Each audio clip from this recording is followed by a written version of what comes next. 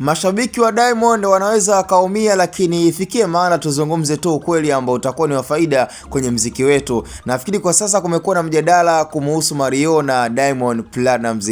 Yaani Mario kwa sasa inabidi apewe heshima ya kwa msanii nambari moja kutambulisha mziki wa amapiano katika industry ya Bongo Flava hapa nchini Tanzania. Kwa hiyo moja kwa moja tunaweza tukasema kwamba huyu ndo mfalme wa amapiano. Leo hii Diamond anasifika kufanya mapiano na ngoma kali ambazo kiuhalisia moja kwa moja alianza kujifunza kwa Mario Totobadi. Kama ingekuwa Diamond yeye ndo wa kwanza na aliweza kugundua na kuona kwamba huu mziki unatija kwake, it means kwa Mario pia asingekuwa mtu wa kwanza. Diamond yeye ndo angekuwa wa kwanza na angeanza kupiga nyimbo kama kawaida, lakini Diamond baada ya kumuona Mario ndipo yeye akaja akafuatia. Sasa kama Mario alikuwa ni msanii wa kwanza kutambulisha mziki wa mapiano, it means kwamba Diamond ni msanii ambaye kwake inabidi amchukulie kama role model, na alimchukulia kama role model alikuwa ni Mario. Kwa hiyo moja kwa moja ni vitu vingi ambavyo Mario aliweza kumfungua Diamond Platnumz,